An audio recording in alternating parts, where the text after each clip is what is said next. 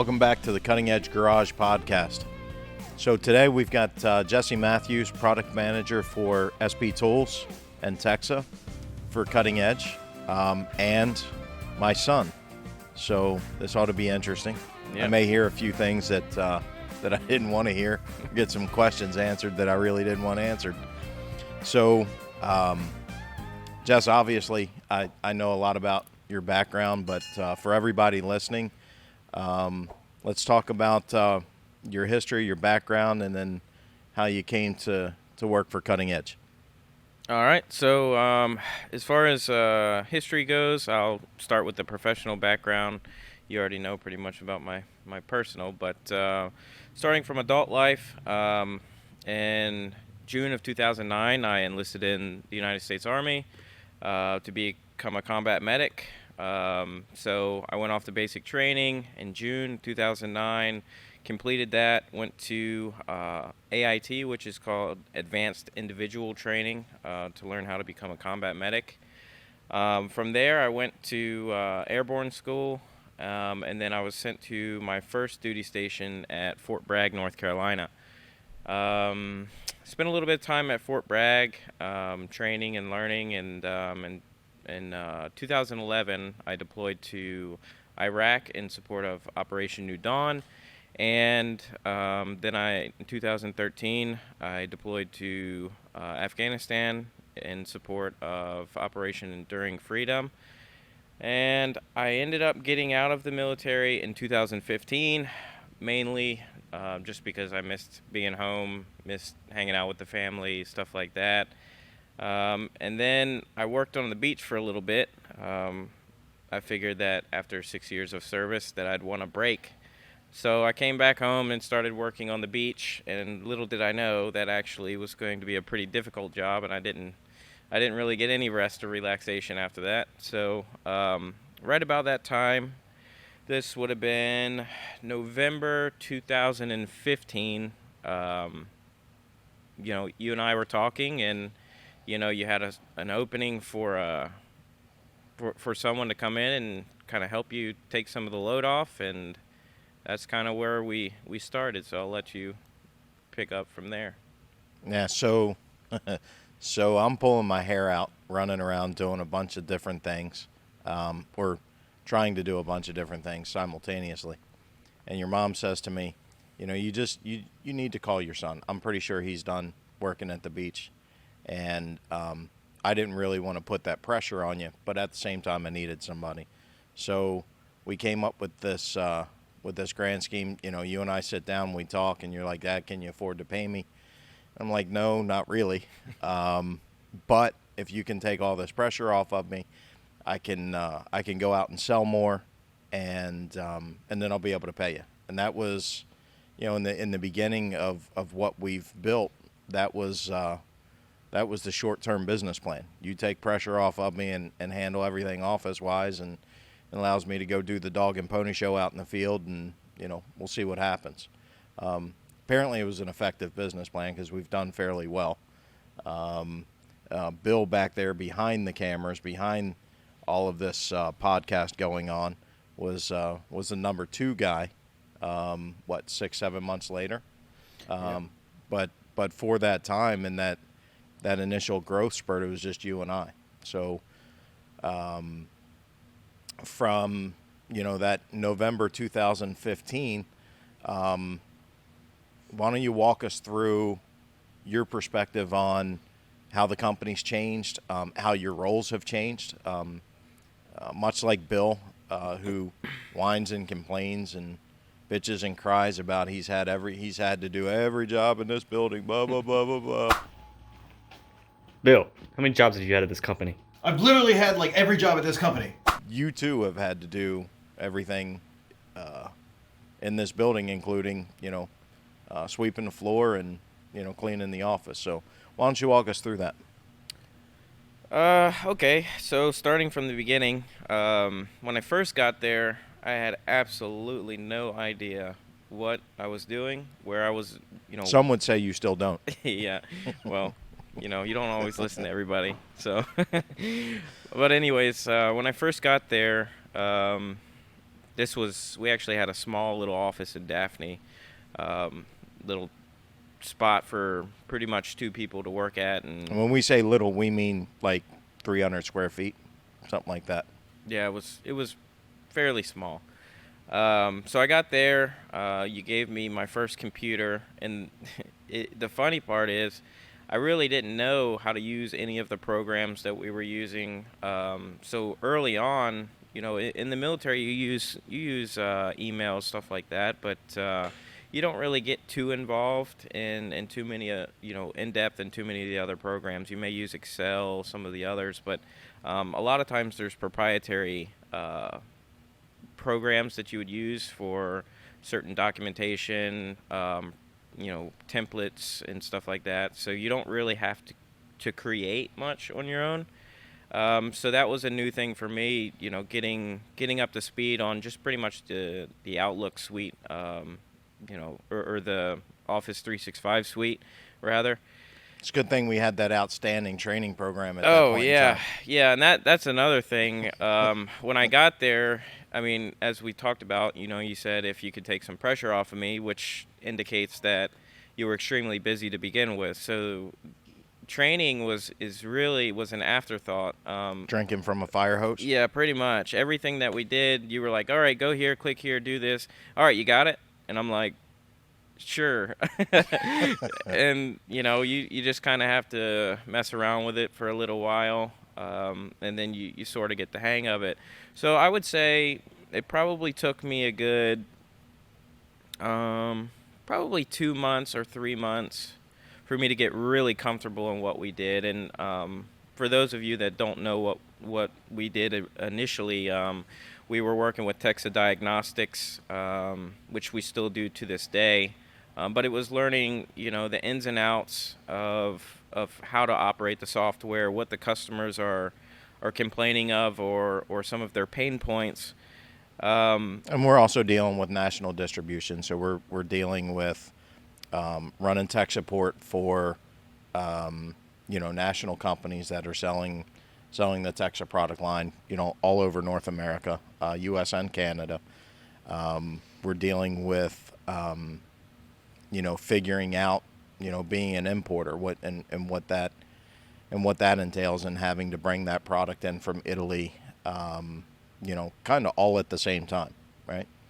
Yeah, so early on, this is predating when Bill was there, and kind of really leading up to the reason why we brought Bill on was, so I was able to eventually take some of the pressure off of him, which only led us to, more and more. So I took a little bit pressure off, but then you found more pressure some way. And then the pressure that you used to have now fell into my plate. So at one point I was doing tech support for, at that time we had Mac Tools. So I was, yeah. So let's define, hang on one second. So let's define that pressure. So we're going through by December, and going into January, we're showing explosive growth, right? Yep. Hair's on fire. Can't keep up.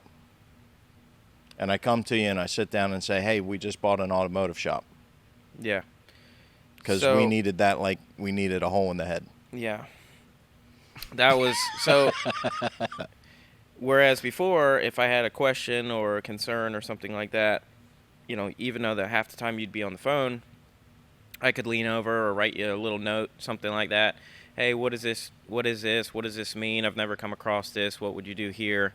To kind of have that knowledge base. Well, when you decided to get the automotive shop, most of your time was down here in this current building that we have. But it was all set up for automotive, and it was kind of you trying to, make that successful, get that up and running, make sure those people have the standards that we live by and stuff like that, which led me to being at the other office by myself. So that was shipping clerk, tech support, and then usually I would be so busy during the day that the only time that I would actually have to actually do invoicing was after the actual duty day was done. So 5:30 was actually nice because I could actually then get the work done that I actually needed to get done, catch up on emails and do You like miss that. those 10, 11 o'clock at night days, don't you? Not really. No, it was, We can bring them back if you want. No, I'm good. I'm good. I earned my stripes already. But it was, a lot of days honestly were, 8 o'clock, 8:30, 9 o'clock, and then even when you go home, people are calling you. There's no shortage of that today. It's just I think today we have a lot more people to disperse the load on, so it's become a lot easier.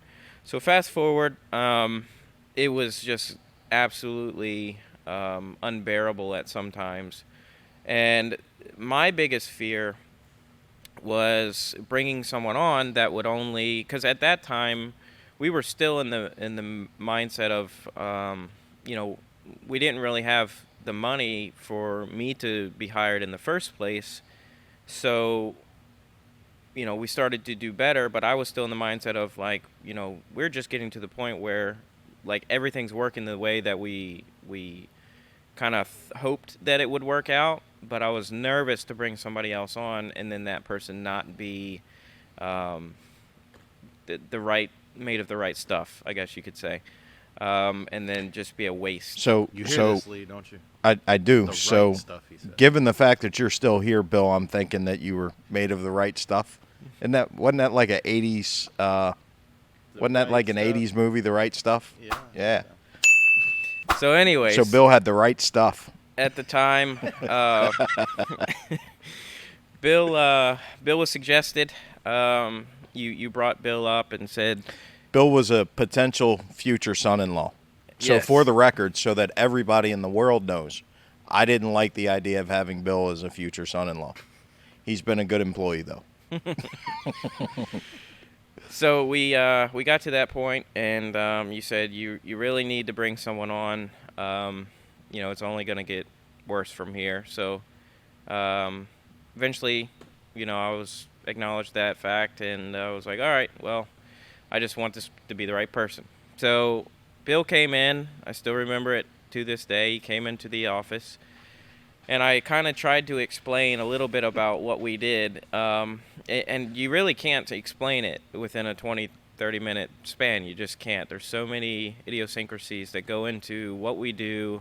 From Especially back then. Yep. We've kind of streamlined some of those processes, and you'll talk about that in a little bit. But back then it was, You do everything. yeah, Yeah. Everything. yeah. So this was predating us even having. Don't you love those people that whine and cry today? Like, oh my God, my job's so hard. Or if it's 5:01 and somebody Right. calls in and, hey, man, it's 5. Yeah. Right. And? Handle it. Right. But so that was so Bill came in, and at the time I believe Bill was is working at a granite shop, making really good money. Just jobs like that sometimes are abusive on the body, and I think that was one of Bill's biggest concerns was I don't know if I can keep doing this over the years. What's that going to look like 10, 15 years from now? Is my back going to be shot and all these things? So those were his considerations, and we basically talked about it and laughed about it. As long as you have a good posture, I don't think you're going to have a bad back in 10, 15 years. You're going to be sitting in a chair. So so he came on board, and in the beginning it was kind of the exact same methodology that we thought of with me. Okay, well, if you can take a little pressure off of me, I can do a little bit more of the tech support. Maybe I can get a little bit of the billing done during the duty days so that I'm not having to work until 9:30 at night, and then vice versa all the way up to the top. So I believe that worked really well. In the beginning, Bill handled pretty much all shipping, so as soon as he got in there, it was pretty much a fire hose for him as well. It was like, you have to learn how to use UPS. At the time, we were using UPS Campus Ship. Had to learn that program, learn the Office suite, because same way with me, I didn't really use that much. So when you can use Excel effectively, and you can use Outlook and everything else effectively, then you can be pretty effective at your job. So that was our Bill, would you Would you say that was probably one of the hard parts in the beginning? It was just learning the different programs, and then at the time, we didn't have too many processes in place for when something happened.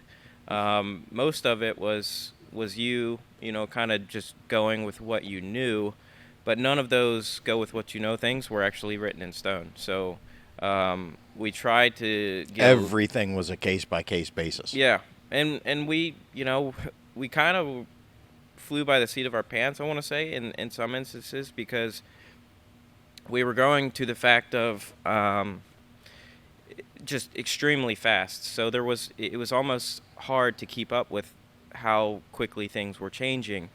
But I think throw an automotive shop in the mix. Exactly. So me and Bill were at the office in Daphne.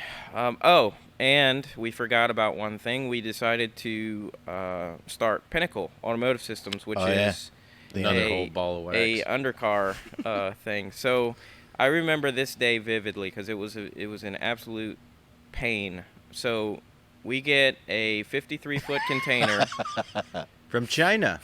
from China. I like China. Filled to the brim with alignment machines. It was our first shipment of the alignment machines. So, but that didn't preclude me and Bill from our other duties that we had to do. That also was following a one of the proprietary trade shows. So we also had a ton of orders that we had to get out. Yep. That of what we had sold at the show. Yep. So we had the Mac Tools. I think it was the Homecoming show at that time. It may have been Tool Fair.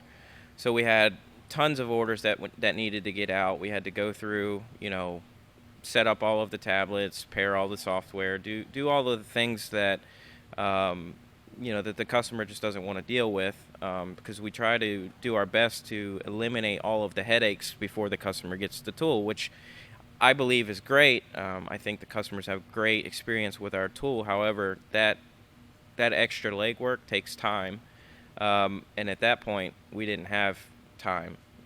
We were trying to get orders done, doing tech support, and then what's this big old truck in the driveway? And Rudy, the guy that we shared the building with, came out and he's like, "They say it's for you. They said it's Pinnacle."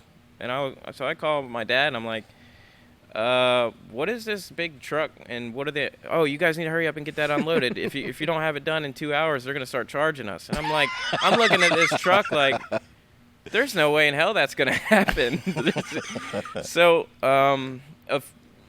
fittingly enough, the trailer was stacked opposite. So all of the light pieces were at the bottom, and all of the 200, 250, 300-pound boxes were stacked at the top. No loading dock. No loading dock. No forklift. Actually, we had a forklift. But the way that, yeah, Rudy's forklift needed a little bit of work, but just to say the least. But it did the job, and he allowed us to use it, so it was great. But the problem with those alignment machine boxes is they're extremely long, and there wasn't enough room to just slide the boxes out. So me and Bill literally had to unload that entire container by hand. And then, while that's going on, we get a call from your dad. "Why are you guys not answering the damn phone? What's going on over there?" While we have a 200-pound box over our heads, and I'm like, "We can't do it." I was like, "Man, I'll call him back." And so that was a very stressful day. We ended up getting it done. Didn't hit the 2-hour mark. I just, we actually took, 6 hours and 47 minutes to unload the entire thing. So there were some charges, which, that's another thing that you weren't happy about. But we got that done as quickly as possible. And it's in the middle of Alabama summer. Yeah. It's smack dab in the middle, as it would For have anybody that's never been to South Alabama in the summertime, if you think that you know what humidity is, if you haven't been to places like Burma or the Amazon jungle, then you don't know unless you've been to South Alabama in the summertime. Hot, extremely hot. And it was probably 90-something with 80, 90% humidity that day. So it was just god-awful. But anyways, we got it done.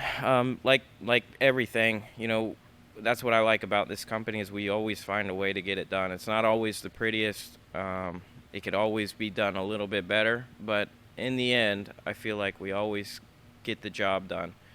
So fast forward, things are, clicking along. The shop became more of a headache for all of us involved, I think, than really than what we had set out. So I'll pass it back over to you.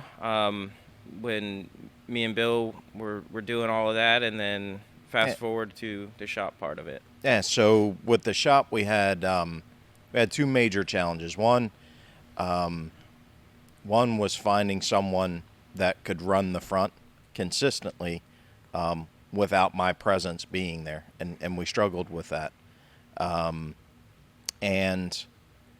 at the same time, we had grown the business significantly.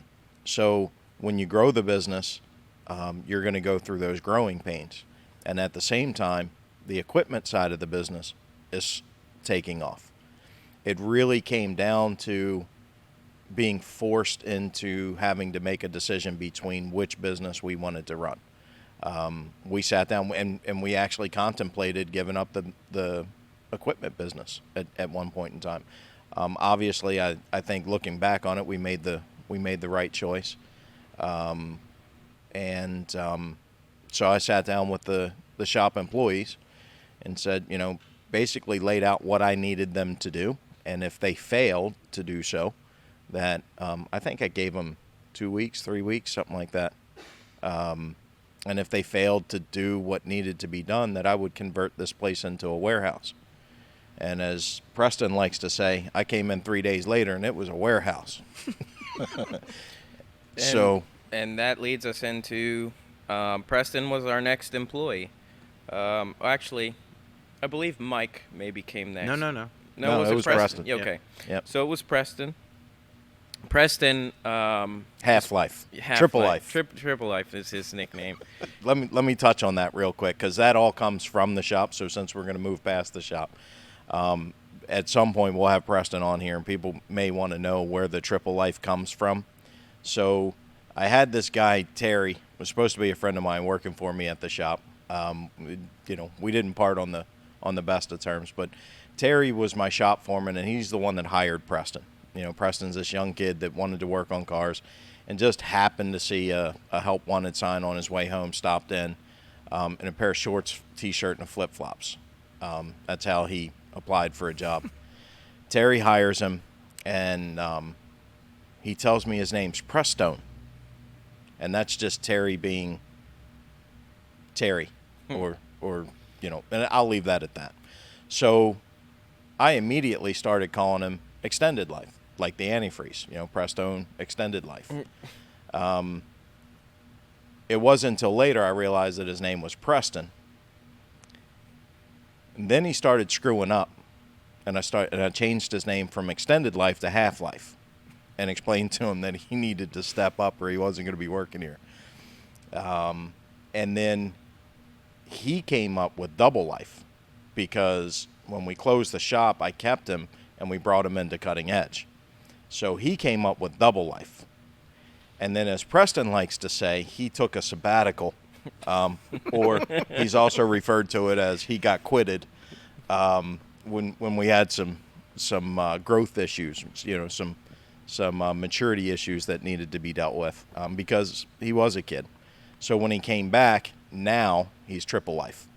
Triple Life comes full circle. Triple Life.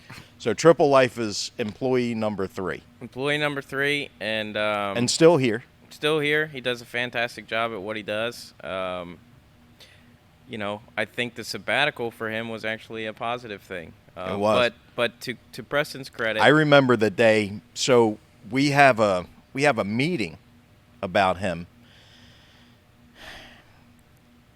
People that know me would probably agree that I never like to admit when I'm wrong. I don't ever remember. No. I don't ever remember being wrong. But if I were, I probably wouldn't want to admit to it, right? So we have a meeting and we're talking about we desperately need somebody in tech support. The calls are kind of getting out of hand, and unanimously, everybody in the company said we should bring Preston back because of the knowledge that he has with what we do, and he was excellent with the TEXA software and everything else. So everyone said we should bring him back. But I just couldn't bring myself to make that phone call at all. So Bill calls him, and he's got him on speaker. So he calls, and he was so cocky and so arrogant. He's like, yeah, maybe I want a job. All depends. Yeah. And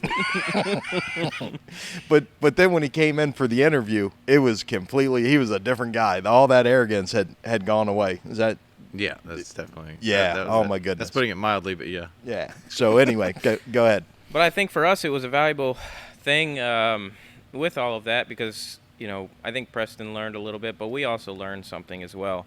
So Preston was we had opening. We had a need, an absolute need for someone to fill into the shipping department. Preston is never going to be a shipping guy. And I feel like sometimes when whether it's a need or what, when you force someone into the wrong job, you're asking for failure. Whether it's, part of the problem was he just didn't want to do the job, but a lot of it had to do with it's just not what his strong suit was. Preston is a person that is really good with people, can talk to anyone about anything for hours on end and never run out of things to talk about. But sitting in front of a computer all day long making shipping labels is not his deal. It's just not what he does well. So I think counting inventory, any of those things, none of it. We grew as a company figuring that out as well as, I guess the square peg in the round hole is a good example of that. You can't force somebody that's not what they do the best into that role and expect success all the time. Scorpion's a scorpion, a frog is a frog. Yep. So, going past that, so things are, kind of clicking along. We got Preston now. He's going pretty well. At this point, we didn't have a dedicated shipping person per se. We all kind of, while we were doing tech support, we were also getting units ready, getting them registered, doing Windows updates, the whole 9 yards, and also acting as individual shipping people. So that's where we were. We didn't have the money to hire just somebody just to sit there at shipping. So I think that's part of what made you extremely mad that once we finally dedicated one person to shipping, this is when we brought Mike on. When that didn't work out, it was like, we've literally allocated, all you got to do is shipping, So from our perspective, it was frustrating because usually we had to do tech support and shipping, and then now we're just giving you one little task to do and you can't even do it. That's where I think a lot of the frustration came. But so we had eventually went back to the individual, kind of doing tech support, answering questions, unloading inventory, and also getting units back together. And we have struggled in the shipping department. We finally have a good one now, and it took your brother to at least you get somebody. It's hard for my other son to work for me and then not care, because that makes an awkward Thanksgiving dinner. Yeah, I think so. So I can put pressure on him that I can't put on anyone else. And it really took Thomas coming into shipping to actually have somebody back there that actually cares. I believe that we've talked about this on some of the previous podcasts, but we have, at Cutting Edge, we have a cursed shipping department. We do. There's no way around it. So shipper number 1 hurt his back. That ended up being Jack, who still works for us, by the way. Another back, Jack did a fantastic job in the shipping department for what Jack was able to do while he was up there. He did a great job. Very good attention to detail and everything else like that. But I mean, I believe he hurt himself just literally leaning over. He didn't pick anything up. It's just, you know, he had a back injury previously, and so we were like, well, you know, we gotta move him somewhere else. You know, what could we do? And he went to tech support, which is where he lives now, and he does a great job there. So that one was a successful transition. Another one of those, you know, that was probably the better fit for him than the beginning. But again, we had a need for shipping because no one seemed to stick there. Shipper number 2 was hired on. Was starting to get the hang of things a little bit, and then decided that they were leaving. Said it was too much for them. Okay, fair enough. He was from the Navy, by the way. Yes, he was a Navy man. Ship stuff for the United States.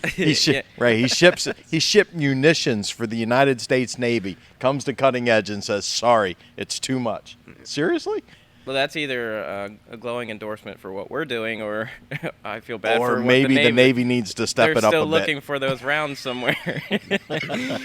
All right. But so shipper number 3, we hired, and this person also, actually, no, Glenn, the previous shipper, also had a back injury. So coming full circle, every single person, with the exception of the people that we have right now, God willing that stays the same, has hurt their back in some way, shape, or form. And a lot of them that weren't even lifting anything. They just literally, I'm telling you. Stepped wrong, turned wrong. And maybe it's in this building. It might be the little mezzanine that we have, because no one else hurts their back anywhere else in this building. But on the mezzanine, that's where everyone gets hurt. So Who's now the Ramjam. EMT's bright idea of wanting to lower him down on a forklift. With the gurney, the stretcher. I need to talk about this one because I was there, okay, and you are a medic. I'm a nationally certified EMT. So when I was up there, typically they say, you know, if other EMTs show up to the scene, or a paramedic or whoever, that's their scene. You let them work and let them do their thing. So I wasn't trying to step on their toes. I was staying back. You know, at this point I had been an EMT for 9 years, something like that, eight years. So, you know, I knew some of the things that they were doing were a little bit suspect, but I'm like, okay, whatever, you know, whatever you can do to get the job done, as long as you're not hurting him, I'm okay with it. Until they said, well, since we're not going to be able to take him down the stairs, what, you guys does that forklift work over there? And I was like, where are you going with this? Because this is not going to end up really working out well for us here. So I'm like, you know, I was kind of a double-edged sword, because like in the military, you do a lot of unorthodox things, to put it lightly, in the medical field, and we're lucky enough to be able to have that flexibility. However, in the civilian world, it does not work that way. That opens you up to all kinds of lawsuits and everything else like that. So I just saw like lawsuits in my head as they were trying to start up this. We this actually forklift. had him on the pallet. I know. And then you I walked out and I said, not happening. Get him off of there. You guys have lost your mind. So let's set the stage. Kidding me. Jack bends down to grab a piece of cardboard, throws his back out. Now, we have just a couple of employees at this time, and Uta's with us, you know, God bless her. And but we didn't actually have a workers' comp type, you know, if injured on the job policy. You know, this is the procedure. This is how you deal with this. So I'm out hunting, literally on the side of a tree stand, you know, in a tree stand on the side of a tree, and all I get is a call from Jacob, Mike, you, and Uta. Separate calls. So I didn't get. And then you call me and tell me they're trying to let him down on. Yeah, a pallet. So he hurts his back upstairs. The EMTs are there, and they want to bring him down on a pallet on a forklift. And you come in when they've got him actually on the pallet getting ready to do this. Yes. So Jack told. So they came down and said, "Hey, Jack hurt his back. Can you go up and take a look at him?" Because I am, you know, a medic in the military, but I'm also an EMT. So Can you come take a look at Jack, whatever. So I get up there. Jack's laying on the ground. He's like, hey, man, what's going on? And I'm like, he's been there for hours. no, so that's what I was about ready to say. He was actually up there for an hour and a half. Hour and a half is what they said. I was like, well, how long you been up here? And he's like, oh, an hour and a half. He's like, normally if I throw my back out, I just kind of lay here, and then it gets better, but it's not getting better this time. And I'm like, dude, you've been laying up here for an hour and a half? And he's like, And nobody said anything. he's like, yeah, I do this all the time. And I'm like, what? So anyways, I was like, at this point, everybody, I guess I didn't know that anybody had already called Lee. So I call him. I'm not trying to cause panic because I know that he's in the woods. I was just like, hey, Jack hurt his back. We're calling the EMTs. Just wanted to let you know what's going on. And then that's when he proceeded to say, I know. The other 4 people that called and told me the exact same thing. Whatever. So as I'm making that phone call, this is when the whole forklift idea is going on while I'm outside making the phone call. So I come back, forklift started, pallets on there, Jack's on a backboard, and then they're attempting to lift him to put him on the pallet. And I'm like, what the hell happened? What did I miss here? And so I went around and I said, absolutely not. That's not going to happen. The EMTs definitely could use some physical fitness. That's the reason why they couldn't get down the stairs, because the guy could barely fit up the stairs himself. So we were like, basically, look, dude, move off to the side. And it's a 3 foot wide step. It's it's 36 inches. The steps are 36 inches wide. I'm just saying. So we literally picked up. We told basically both of the EMTs, just get out of the way. We carried his ass down. And we all carried him down, the employees. So they were just the transportation. We pretty much loaded him up into the ambulance and everything that happened. So long story short, I intervened once I saw them doing something unsafe. But I just could not believe, that's You can't make that stuff up. You just can't. Unbelievable. Yeah. Unbelievable. But anyways, Jack worked out. He was fine, come to find out. He was out for a little bit, but everything seemed to go well with his back. We moved him to tech support. Everything went well. But, yeah, our shipping department. And we got him a life alert in case it ever happens again. Yeah, so, guys. The ambulance hasn't left the parking lot yet, and they're ordering the life alert. In true form, as soon as Jack is carried off, loaded into an ambulance and driven away, the guys have already changed his screensaver to his computer to the life alert lady, where, help, I've fallen and I can't get up. I've fallen and I can't get up. And then we proceeded to throw in money to buy him an actual life alert, so that way next time he falls, he can click the button. So that's what he came back to like a week or so later after being on bed rest. So it's just all in good fun. But like I said, Jack does a really good job. We recently had another issue. They haven't hurt their back yet, but man, when those two get together. Oh, so Aaron and Thomas. and Thomas. They are the most, not injury-prone, but accident-prone people that we have. So we ordered this really expensive tempered glass setup that we were going to, put conference rooms or whatever when we open up our retail store for the SB Tools line.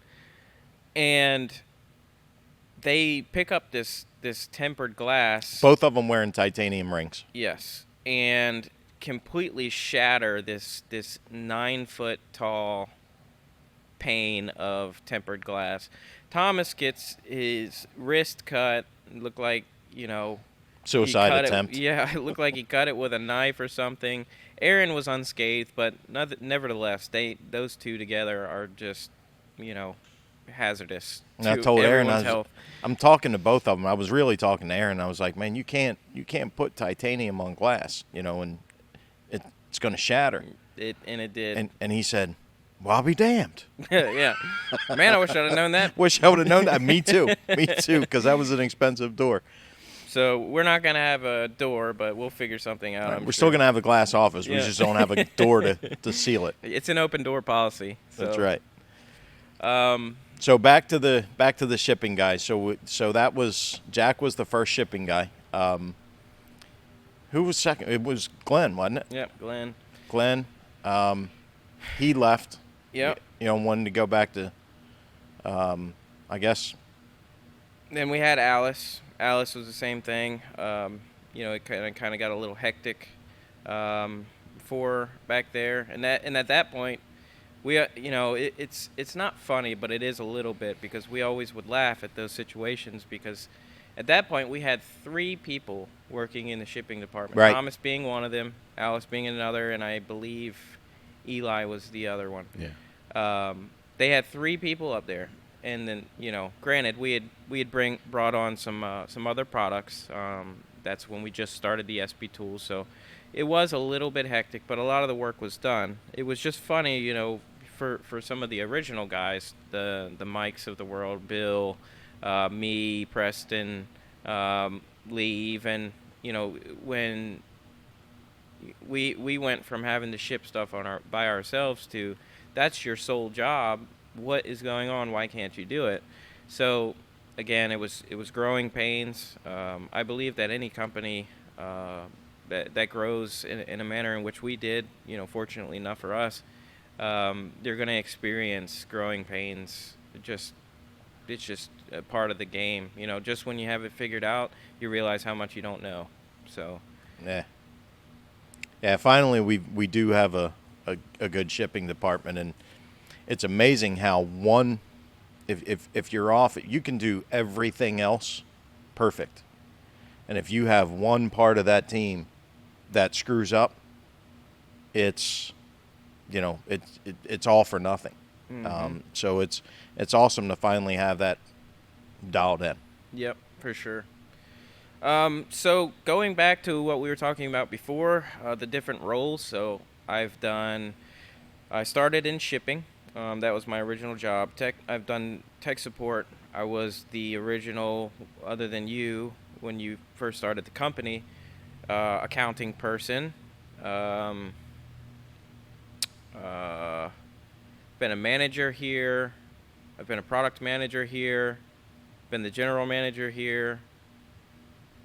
I haven't done marketing. So that's the one thing that I haven't done. We actually didn't have a marketing department before. It used to be, we would just try and mess around and make a picture look pretty cool. And, a lot of times Bill would help on that, or I would try, it would take me 6 hours, but I'd come with some, haphazard thrown together little flyer. And I'm like, look at that. Look how great that looks. Now that we actually have a regular department that does marketing, I'm like, wow, those early ones sucked. Yeah, they looked good in that moment. Yeah, they look good to me. Look, right. But man, once you see we it, successfully navigated, AI or InDesign, and made something, and printed it. Yeah. So I've done a little bit of everything. Around the beginning time, I was general manager, so I kind of handled making sure that all of our imports were going according to task. When they got in here, making sure that all of the inventory was accounted for, serial numbers match serial numbers and stuff like that. And that necessarily wasn't my specific job, but I would always usually help the shipping team make sure that was dialed in and correct. Because at that point we were ordering quite a bit of product, so everything scales. In the beginning, it's you think life's hard until you scale a little bit, and then life is really hard, and then you find out that, man, can I just go back to that 6 months ago when it wasn't this bad? I talked to Dario about that a lot. Dario, 2014. Dario was my assistant when I was officially heading up, TEXA. And now he's in Jersey, and he's got some employees and stuff like that, and he runs into the same thing. It's that I used to do everything. Sometimes I wish I could go back to just doing everything. Having employees can be such a pain at times. They think they're overworked, but they didn't do X, Y, and Z. Yep. So he was kind of faced with that with that same thing. I too, sometimes think, man, it sure was easier. It was harder, or more demanding, but sometimes it feels like it was easier back then than what we do now. Now this building is 6,500 square feet. The office in Robertsdale it's Moose running around. Yeah, she's trying to get her 15 checking minutes of everything fame. out. That's right. The facility in Robertsdale is 35,000 square feet. We have 23, 24 employees. We're split between the two buildings. So there's a lot of moving parts going on now, trying to orchestrate that versus when we converted this into a warehouse and our office space was just a couple hundred square feet. It literally, we were elbows to elbows, and it was, hey, did you do this? And now that's an email or a Teams chat or whatever to keep that communication going. So walk us through that change, because we went from, that 4 or 5 employees to 23, 24 relatively quick. So I think the first major step that we made was we needed a CRM software badly. We were relying on emails, Post-it notes, not an exaggeration, Post-it notes to remind us of things, to remind us of conversations, going back in emails, hoping that it was there. At the time, we used Ring Central, which would store a certain amount of calls, but it wasn't storing enough of them. Or when you make an outbound call, you lose it. So when we were making our outbound calls, they weren't really recording that well. I'm sure that they've since changed that, but we're going back to 2016 or so. 2016 I think it was. So we needed a CRM badly. Bill actually ended up finding a program called Capsule CRM. So that was our first one. It was very, very generic.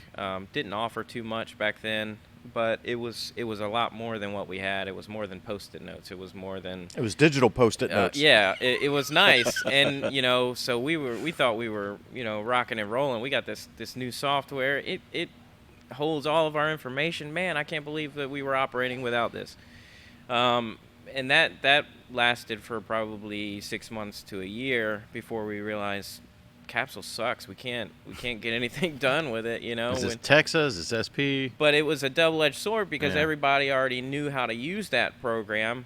So now we're having to reinstitute. So we ended up finding Freshdesk, which Freshdesk has been great for us. We still use it to this day, and everybody learned it. But in the beginning, even with that one, it was another learning process. Had to get everybody on board. Had to reintegrate all of the previous year's worth of saved data into the new CRM software so that we didn't lose it.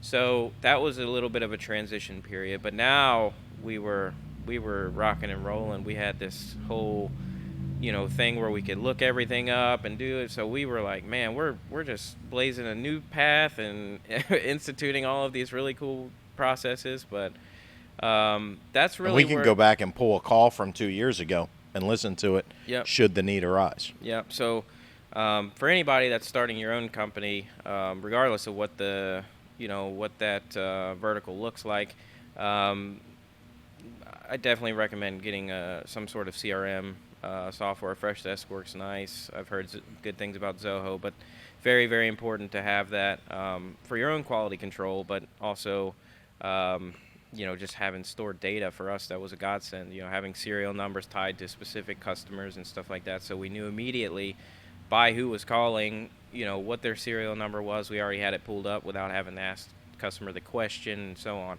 So we have multiple distribution channels that are all handled in different ways. So being able to identify quickly, who that customer, ultimately who the end user customer belongs to, if you will, is that this distributor's customer, and so on.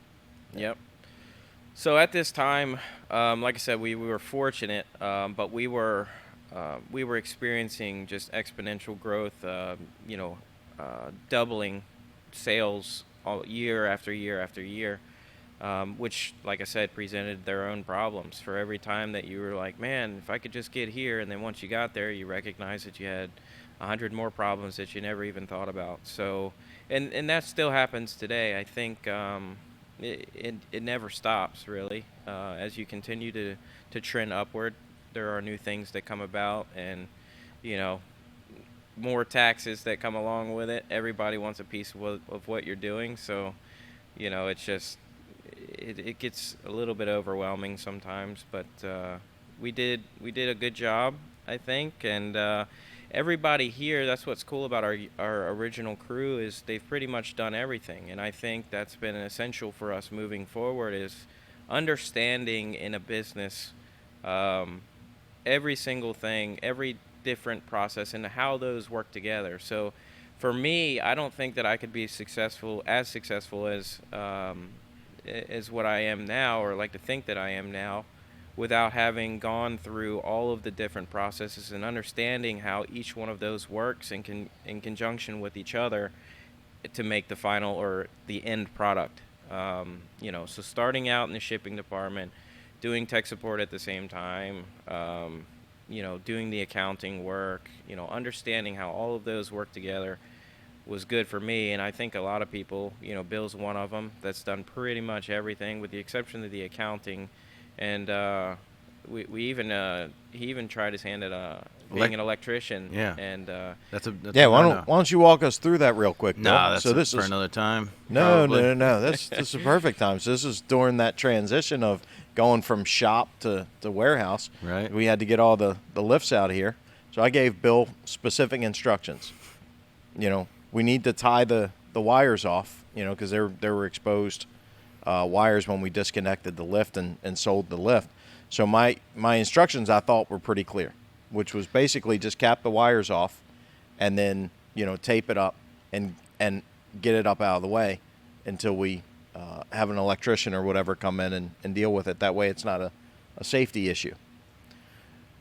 So Bill interpreted that to be I capped him off, Lee. get on a metal ladder, Almost 30 take all feet. of the all three of the wires, wrap them up together, Call it done. and twist them all together in one wire nut.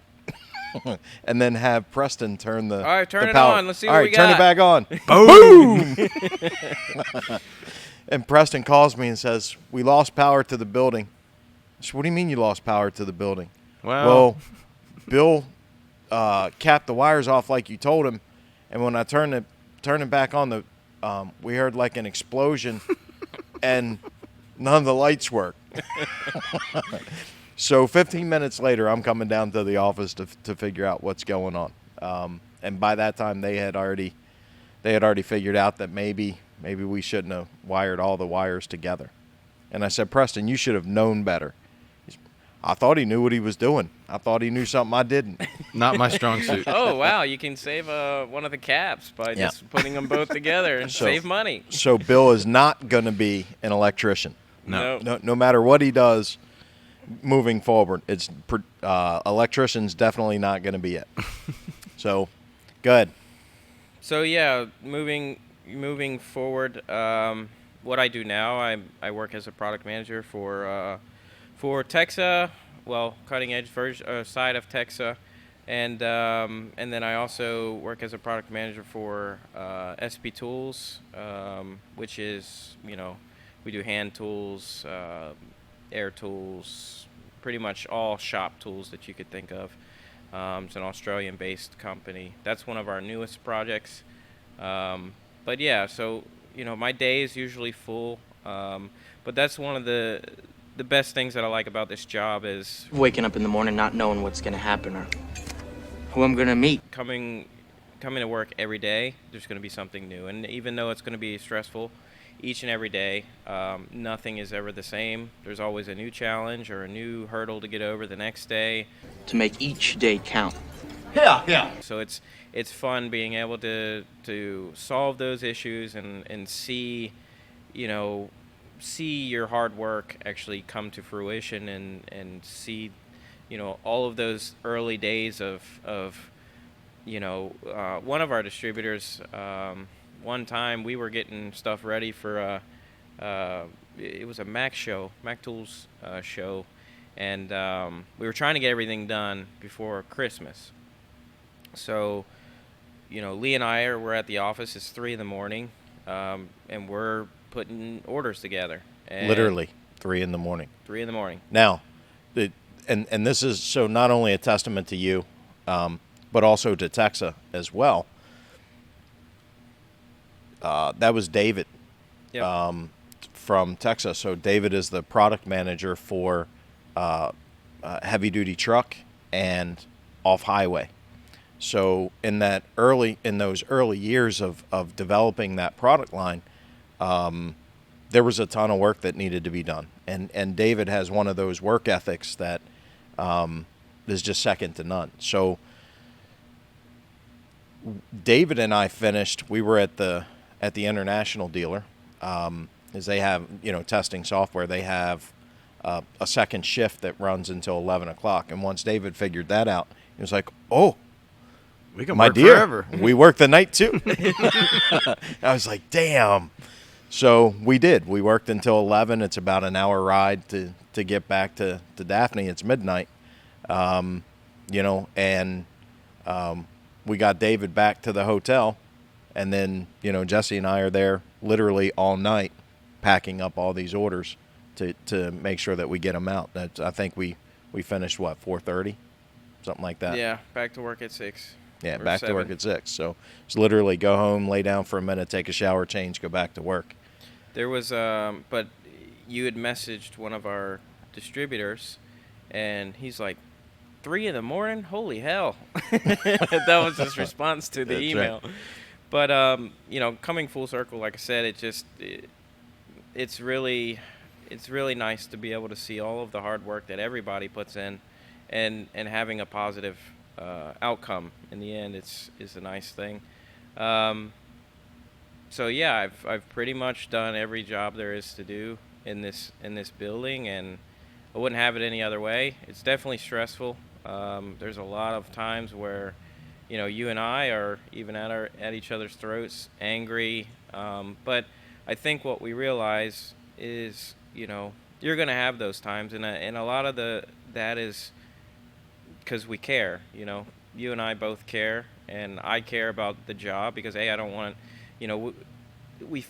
I feel a sense of responsibility, and I know that you do, being the owner of the company, that it's not just us anymore. It's all of the people that we have that work for us. So even with this COVID stuff that we've got going on now, you look around, you see a lot of companies either furloughing or cutting payroll by just simply eliminating the person.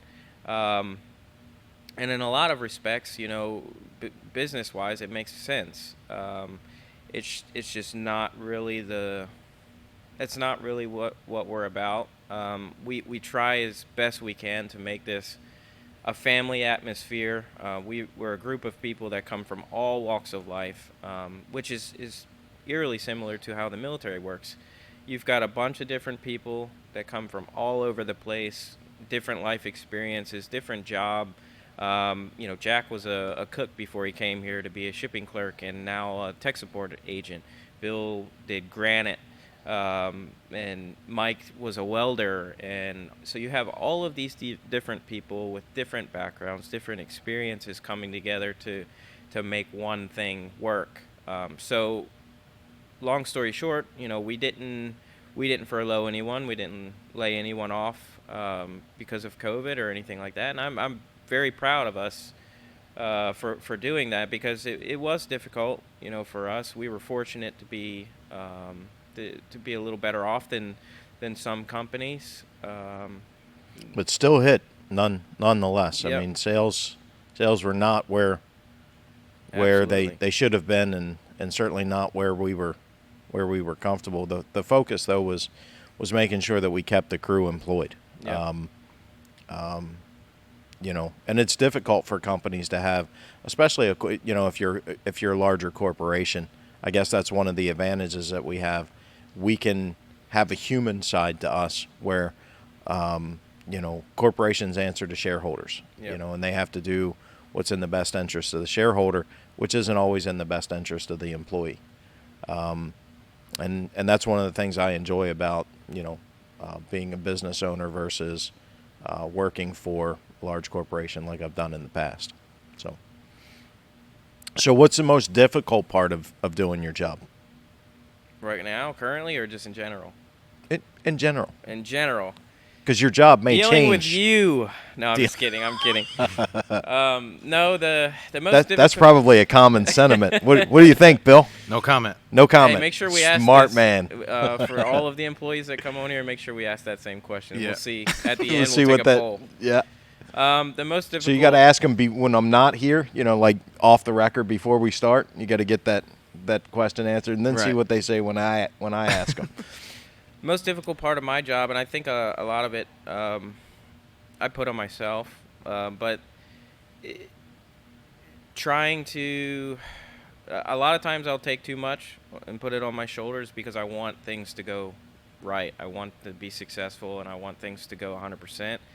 And also keeping up with it. So, like I said, I'm the product manager for TEXA, which is an ever-evolving, trying to keep up with the improvements that David and his team are putting into the truck and off-highway sector, the new vehicles that are coming out, the new systems. Now the car stuff. Now the car stuff with ADAS. Nemo and his team, and they've put out so much stuff. It's hard enough to keep up with that. Then you add in ADAS, and then we have a couple of new products that I can't speak about yet that are coming out. Learning those systems, understanding how, what's our go-to-market strategy on that, how we're going to be successful in putting that into circulation, working with the national accounts to make sure that they're trained and understand how those systems work, and why this new cool tool is going to be the bee's knees for them, and they absolutely 100% have to add this to their product line. Juggling that, and then also Mario with the bike and marine stuff. They've put so much, like the repair information that they've put into there, understanding the systems as a whole, because across all of those different environments, there's specific things to each and every one of them that make it go. So, working on a car is 100% different than working on a motorcycle, which is 100% different than working on a boat, and then a heavy-duty truck with the emission systems, and then also off-highway. And three different product managers on the Texas side, Yep. right? So Mimo's got car, Yep. Mario's bike and marine, And David's truck and off-highway. Exactly. So 5 environments, 3 product managers. That's a lot. And that's just one flip of the coin. Then I have SP Tools to work with. So Well, there's only 5 part numbers, so yeah, times 4,000. So we have about 3,800 SKUs to date with the SP Tools product line. And a lot of that is the guys in Australia and gals, I should say, April and her team do a fantastic job. But a lot of the work has been done, but at the same time, it's an Australian-based tool company, so some of the things that they do in Australia do not, it doesn't segue over into how our market is. In addition to that fact, I was in medicine by trade. I wasn't a technician.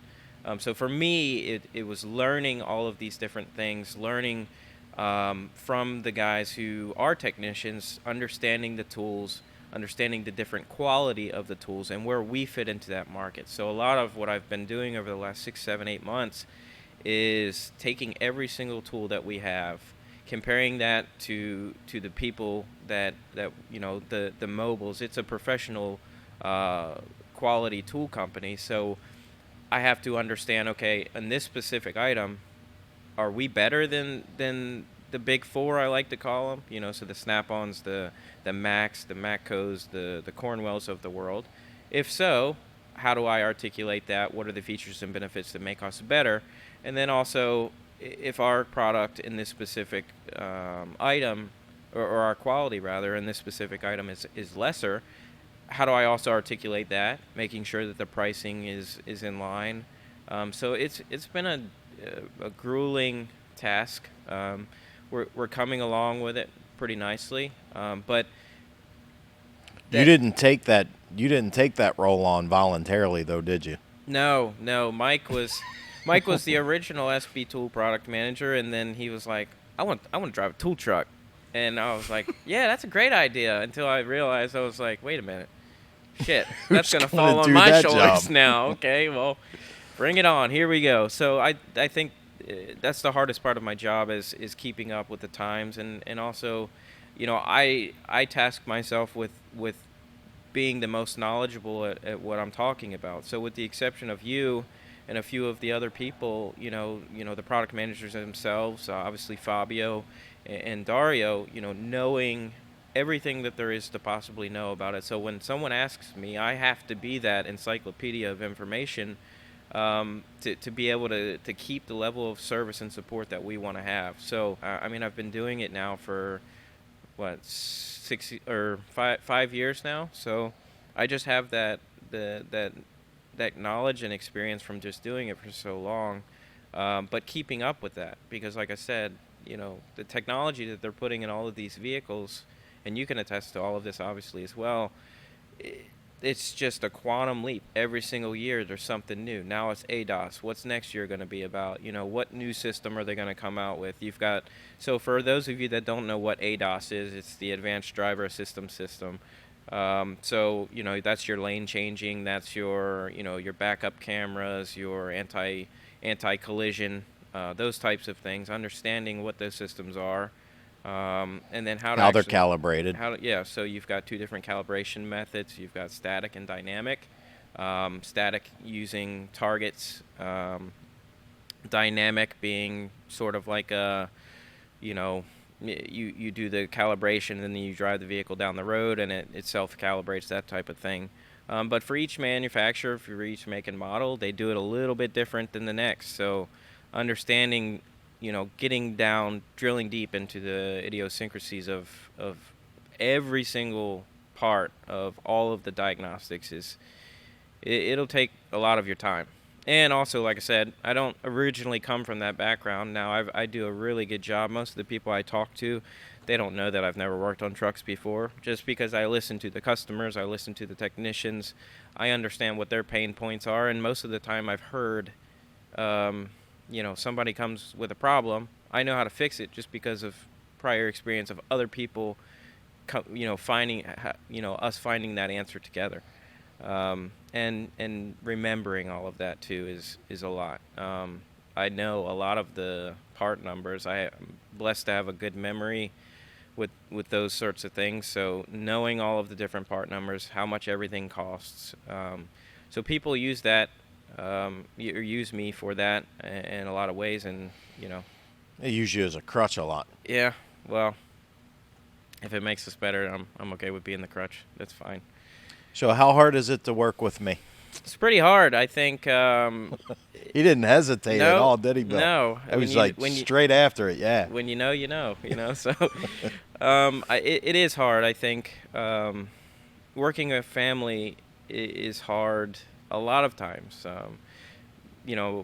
My mom, your wife, she said that sometimes we look like the the Orange County chopper people or West Coast choppers or whatever, with the father and son of yelling back and forth at each other, and it's not that bad, but there are times where we'll have a disagreement, or it becomes difficult just because we are family. We're trying to maintain the family aspect of things and trying to separate that. So it's a concerted effort. Even when we see each other on a personal basis, when we come over and we have family dinners every Sunday or stuff like that, it's hard not to talk about work, because that your work family is your family. You spend most of your life with these people at work. So it's hard to turn that off and not talk about those things, to just have a regular father-son moment versus hey, I got to talk about what we're going to be doing on Monday, Tuesday, Wednesday, Thursday, and Friday. When's our next trade show? What we're going to do? How are we going to approach this certain situation? So I think from that aspect, it's difficult to separate sometimes. But I think we do a good job at it. And then also, I take after you in a lot of ways, and I'm pretty stubborn, and I'm pretty hard-headed and everything else like you. So I think we share a lot of. I like to be right. I don't like to be wrong, and I don't like to fail at anything. So I think we butt heads sometimes with that. But I think the hardest part, like I said, is turning it off. Turning it off and just having a normal family relationship versus letting work intrude on that. Awesome. So anything else you want everybody that's listening to know? Yeah, check us out. sptoolsusa.com, CEAS for the TEXA stuff. When it comes to diagnostics, I am biased by saying this, but nobody does it better. You're never going to find a better heavy-duty scan tool, better off-highway scan tool. You're never going to find a better bike or marine scan tool. And automotive, we just do so many different things that we offer that nobody else has. And also our tools. Our tools are, we're not a $4 billion corporation. We don't have 7 sponsorships with NASCAR teams and shareholders and everything else like that. So you're getting quality tools, and we're fortunate enough to not be able to have to charge the prices that some of the other tool companies, the mobile tool companies, are charging. So just check us out. We'd be more than happy to work with any one of you. And if you guys ever have questions, concerns, technical support related problems, feel free to reach out. I'm always here. If I don't respond to you, it's because I get a lot of emails all the time, but I'll get there eventually. That's pretty much it. Awesome. Thanks for taking the time on a Saturday, Jess. I appreciate it. Yeah, I didn't pick the Saturday thing. So. And you, William. I wasn't doing nothing anyway. Yeah, I know. Well, that's usual. You work, non-work, same thing. I dug that hole. But also, if you're listening and you're in the Gulf Coast region, we just opened up our lift superstore, which is great. We offer top quality lifts and service, so we'll be able to install, we'll be able to service, make sure that lift's done right. You want a lift that's going to last you 30 years. You don't want something that you may skimp on the price a little bit now, but within 5 years you're having to replace this, that, and the third, and you're back up to that top-notch lift quality price. So like I said, take a look at us. If you have questions, let us know. We'd be more than happy to help. Awesome. Thanks, Jess. Yep. Thank you, everybody, for joining us. We'll see you again soon in the Cutting Edge Garage.